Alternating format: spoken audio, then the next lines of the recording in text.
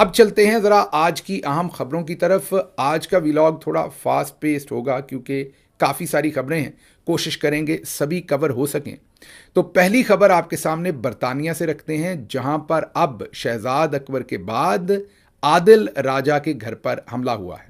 आदिल राजा साहब ने अब से चंद घंटे पहले एक ट्वीट करके सबको बताया कि जब वो और उनके अहले खाना घर पर नहीं थे तो लंदन के सबर्ब्स में उनका जो घर है उस पर हमला किया गया और उस घर को तोड़ा गया, मीन उसके लॉक्स को, और उसके अंदर जाहिर है दाखिल होने की कोशिश की गई। जब उन्हें पता चला उन्होंने पुलिस को इन्फॉर्म किया, पुलिस ने फौरी तौर पर कार्रवाई की। जाहिर है क्योंकि वो और उनके अहले खाना घर में मौजूद नहीं थे इसलिए वो वहाँ पर महफूज रहे और ये उन्होंने सबको इन्फॉर्म किया है।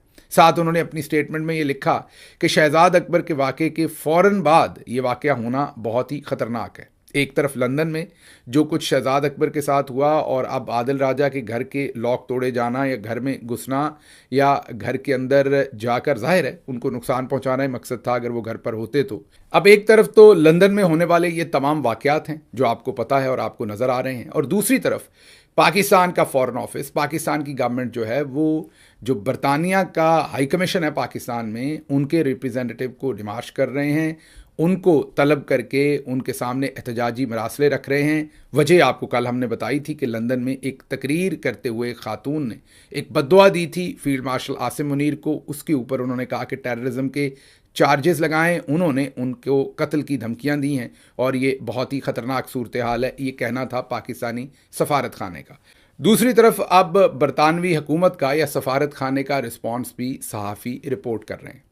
वो ये कह रहे हैं कि अब बरतानिया ने या उनके सफारत खाने ने ये रिस्पॉन्ड किया है कि जो हमारी प्रोसिक्यूशन है और जो हमारी पुलिस है, लॉ इन्फोर्समेंट है, जिन्होंने इन्वेस्टिगेट करना है इस वाक़े को, वो बिल्कुल इंडिपेंडेंट है।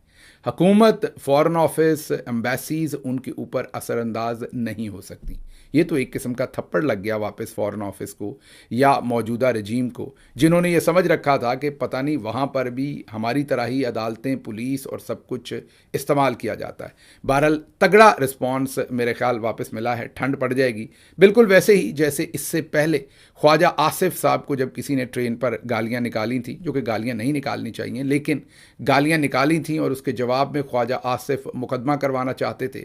स्कॉटलैंड यार्ड को बुलाया गया, सामने मिठाई शठाई भी रखी गई, पहले भी बताया था, लेकिन ऊँट किसी करवट ना बैठा। ख्वाजा साहब अपना यही वाला मुंह लेकर पाकिस्तान वापस आ गए और कुछ ना बन पड़ा। अब फॉरेन ऑफिस भी कोशिशें कर रहा है। मैंने कल ही कुछ वकला से जो ओपिनियन लिया था वो आपके सामने रखा था और उन वकला ने ये बताया था कि बरतानवी कवानीन के मुताबिक जो बददुआ देना है उसके ऊपर किसी के खिलाफ कोई दहशतगर्दी की या क्रिमिनल चार्जेस आप प्रेस नहीं कर सकते। बाकी देखते हैं आने वाले दिनों में क्या होता है, लेकिन बरतानवी हुकूमत ने टका के आप ये कहें जवाब भी दिया और दूसरे लफ्ज़ों में इनको आईना भी दिखाया है कि आप वाले काम बाकी सारे मुल्कों में नहीं होते। अब पाकिस्तान में क्या होता है वो आपके सामने अगली खबर रख रहे हैं।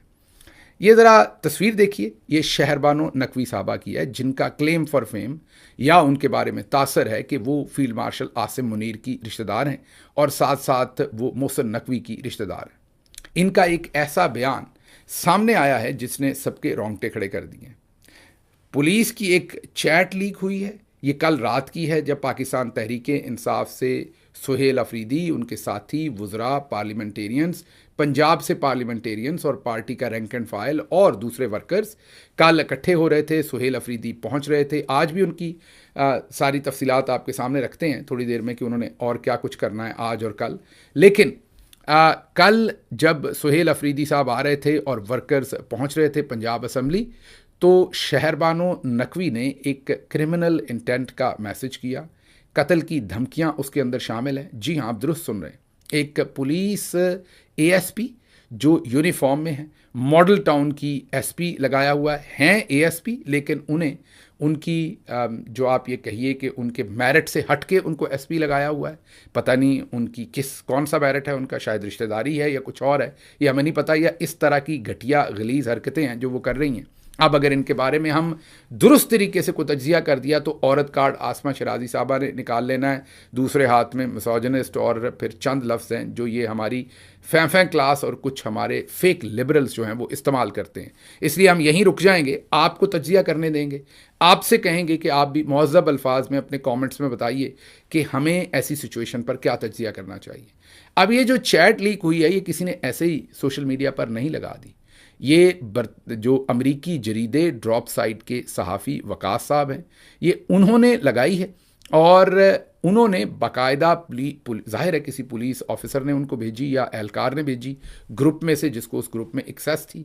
और स्क्रीनशॉट के अंदर आप ये देख सकते हैं कि शहरबानो जो एएसपी हैं, और ज़ाहिर है एएसपी की पोजीशन के ऊपर उन्हें अपॉइंट किया हुआ है, वो ये कह रही हैं पुलिस वालों को कि पिछली दफ़ा इनके जो वर्कर्स थे पाकिस्तान तहरीक इंसाफ के, वो 180H, ज़ाहिर है ये मॉडल टाउन के अंदर 180H वाला जो नाका है पुलिस का, वहाँ से ये गुजर कर दाखिल हुए थे।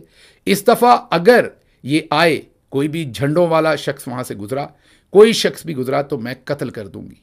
ये वो पुलिस के ग्रुप में कह रही हैं आई विल किल यू, और इसके आगे कोई स्माइली नहीं है कोई। ये ज़ाहिर है ये एक प्रोफेशनल ग्रुप है, ये पुलिस का प्रोफेशनल ग्रुप है, उसी पुलिस का जिसके बारे में अभी हाल ही में लाहौर हाई कोर्ट के अंदर एक पिटीशन पड़ी हुई है जो ये बता रही है कि 2200 से ज़्यादा 2200 के करीब जाली पुलिस मुकाबले करके ये लोगों को कत्ल कर चुके हैं। मीडिया रिपोर्ट्स ये भी क्लेम कर रही हैं कि 7200 लोगों का टारगेट है कत्ल करने का, ये भी मीडिया के अंदर क्लेम किया जा रहा है। उसी पुलिस की मॉडल टाउन की एएसपी या एसपी कह लें, क्योंकि हैं तो एएसपी लगाई हुई एसपी पे हैं, तो वो पुलिस के प्रोफेशनल ग्रुप में अपने एहलकारों को कह रही हैं कि अगर कोई गुजरा तो मैं तुम्हें कत्ल कर दूंगी। अब जाहिर है कोई खुद तो कत्ल नहीं होना चाहता, कोई कत्ल होने से कत्ल करना ही चाहेगा, ये मेरा तासर है। जाहिर है कोई भी पुलिस वाला अगर उसको पता हो कि उसे कत्ल कर दिया जाना है तो अपने आप को बचाने के लिए वो कुछ भी कर देगा, उसके लिए भले उसको किसी की जान भी लेनी पड़े। मुझे तो ऐसा ही लगता है जो इस पुलिस का वतीरा है। अब ये मैसेजेस लीक हो रहे हैं। अब कल को अगर हुकूमत आती है, एक इंडिपेंडेंट हुकूमत आती है और वो ऐसे लोगों पर आर्टिकल 6 लगाते हैं और ऐसे लोगों को जेलों में डालते हैं, तो उस वक्त फैं क्लास और बहुत सारे लोग, क्योंकि मेमोरी हमारी जो याददाश्त है वो बहुत ही वीक है, बहुत जल्दी हमें तरस आ जाता है, हमें भूल जाता है कि इस शख्स ने अपने वक्त पर क्या करतूत की हुई है।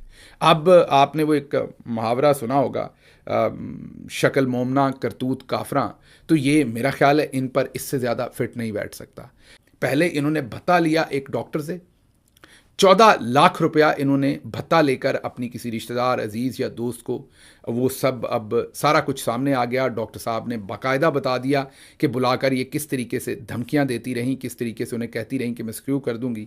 अब ये तहरीके इंसाफ के वर्कर्स को कत्ल करने की धमकियां, उनको कत्ल करने की तो नहीं, पुलिस वालों को कत्ल करने की, लेकिन इनडायरेक्टली वही धमकियां हैं ये पुलिस ऑफिसर जो है ये दे रही हैं पुलिस के एक प्रोफेशनल ग्रुप के अंदर। दूसरे लफ्ज़ों में ये डायरेक्ट ऑर्डर्स पास कर रही हैं, क्योंकि उस ग्रुप के अंदर ऑर्डर्स पास हो रहे हैं, ये फॉर्मल रिटन ऑर्डर्स हैं इनके उस व्हाट्सएप ग्रुप में, जिसकी चैट जो है वो वकास साहब ने बहुत ही बेहतरीन काम किया है। काबिल सताइश रिपोर्टिंग करते हैं, हमेशा डिग आउट करके स्टोरीज़ को बड़े वक्त पर ब्रेक करते हैं। हमारा खराज तहसीन उनको, क्योंकि इस तरह के जो क्रिमिनल इंटेंट और क्रिमिनल माइंडेड लोग हैं इनको ज़ाहिर है ज़रूर एक्सपोज करना चाहिए, ये माशरे के लिए कैंसर और नासूर हैं। एक तरफ ये सूरत हाल है, दूसरी तरफ ज़रा आपको क्विकली बता दें तो जो सुहेल अफरीदी साहब हैं, वो जो कुछ कल हुआ वो हमने कुछ रिपोर्ट किया, कुछ रह गया वो भी आपको बता देते हैं। आपको ये तो पता है कि वो पंजाब असम्बली पहुँचे, वहाँ पहुँचने पर उनको उनके साथियों को कैसे धक्के दिए गए, उनको भी धक्के दिए गए, जानबूझकर सिक्योरिटी के बहाने गेट पर बहुत देर रोका गया, इतने धक्के दिए गए कि उनका कोट वोट तकरीबन उतर गया और धक्के देते हुए चीफ मिनिस्टर को अंदर दाखिल होने दिया गया। उसके बाद उनके साथियों को जो धक्के दिए गए वो हम आपको वीडियोज़ दिखा चुके हैं। वहाँ से वो पहुँचे लिबर्टी चौक और दूसरी जगहों पर, वहाँ कारकुनान आए, लेकिन जैसे ही सुहेल अफरीदी वहाँ से रवाना हुए, कारकुनान के ऊपर पुलिस टूट पड़ी, प्रिजन वैन्स खड़ी की थी, लाठीचार्ज किया, उन्हें गिरफ्तार किया। उससे पहले लीडरान को तो जाहिर है गिरफ्तार किया गया। कल जब लीडरान की मुलाकात हुई सुहेल अफरीदी साहब से, तो वहाँ पर भी खोखर साहब ने बताया कि कैसे लोगों के घर, फर्नीचर, गाड़ियाँ, सब कुछ तोड़ा गया है इस विजिट को नाकाम बनाने के लिए। तो जितना डर था पंजाब हुकूमत को, जो कुछ उन्होंने सुहेल अफरीदी के आने पर किया, इससे उन्होंने अपने आप को मजीद एक्सपोज किया। फिर आपने देखा जो कुछ सारा दिन अज़मा बुखारी करती रहीं, जंगली कहती रहीं केपीके के लोगों को, उसके बाद मंशियात फ़रोश कहती रहीं। पंजाब हुकूमत के ट्विटर अकाउंट ने बाकायदा सुहेल अफरीदी को मंशियात फ़रोश डिक्लेयर किया, तस्वीरें लगाकर। और फिर यहीं काम नहीं रुका, अपने टाउट प्लांटेड सहाफ़ियों से सीधे सवाल किए गए असम्बली के अंदर भेजकर, जिन्होंने सीधा सवाल चीफ मिनिस्टर से किया कि कहा जाता है आप मंशियात स्मगल करते हैं, क्या आप मंशियात स्मगल करते हैं या कर रहे हैं?